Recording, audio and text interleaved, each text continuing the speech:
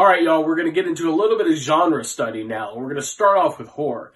Now, why horror? Horror has become a really interesting case study because it's shown it's one of the few genres that's not only able to survive, but to be able to thrive in an age of dwindling box office numbers and where absolutely everything is being streamed. So we're going to take a look at that. We're going to take a look at a reason why you could take a good horror story and without the help of A-list talent, still turn it into a good product.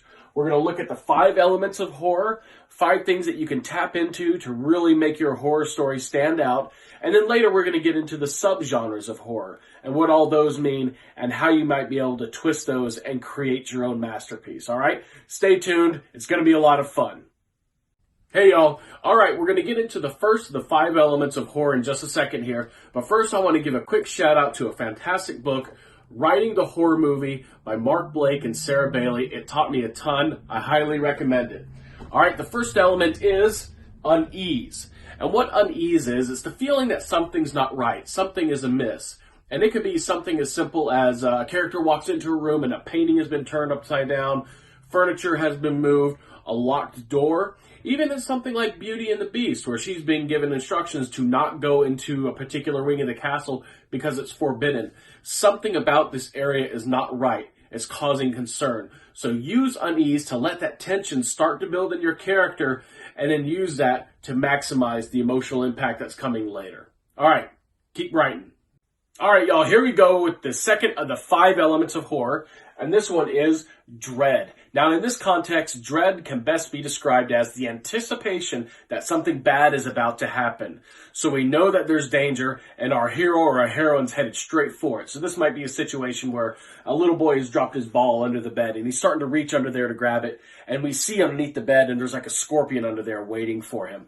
Or some random things are going on with the electricity in the house. Things keep switching on and off, and the heroine has dropped her ring down into the garbage disposal in the sink, and she's starting to reach in there to grab it.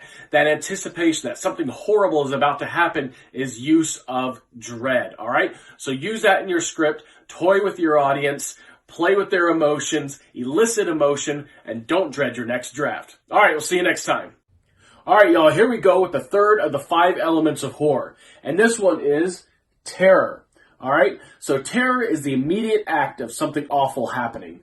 If unease and dread are the buildup of something bad, terror is the actual act of something bad happening. So this is the alien jumping out and attacking the crew. This is the clown jumping out of the cupboard with the chainsaw. Whatever it is that we've been dreading, it is now happening. It's visceral, it's in your face, and it grabs us and it will not let go. You can't stay here for very long. You have to back off of it and rebuild back up if you're going back to it again. But if you're giving people a good setup, this is where you now pay it off with the good scares. All right? Now get back to writing. All right, here we go with the 4th of the 5 elements of horror. And this one is appropriately horror. Now, in this context, horror can best be described as the contemplation that something awful has happened. This is our brain trying to contextualize the terrible things that we just saw and to put it into place with what we know about life and with our world. Now, if your writing is good, you've momentarily transported people into this other world where other things can happen, these other bad things have happened, and if we're not careful, they could somehow get us too. That's the sensation that you want people to take with them as they leave the theater or stop watching the show, that this thing is still out there and it could potentially get them. So in this sense, horror is a little bit more reflective. It's looking back on something, looking back on the terror that they just witnessed and reflecting on that over and over again. So use that in your writing. Use it as a reflective device to keep people on their edge of their seats even after they've stopped watching the film. All right? Now get back to writing. All right, y'all, here we go with the 5th of the 5 elements of horror. And this one is disgust. Now, disgust is a reaction, a personal reaction to the abject. Now, I want you to think past the obvious answers of things like gore, super violent killings, and think about other things that we might find revolting. Perhaps it's something as simple as people chewing with their mouth open. Or it might be unusual foods, such as the famous dinner scene in Indiana Jones and the Temple of Doom.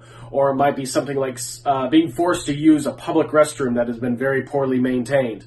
All these type of things had the potential to cause very real reactions in us that might make our hair stand up on the end, might make us cringe, might even make us sick to our stomach. And that's a very powerful tool that you can use.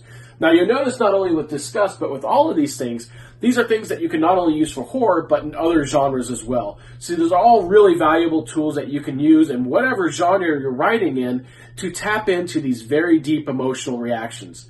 So hope you enjoy them, hope you can use them, get out there and get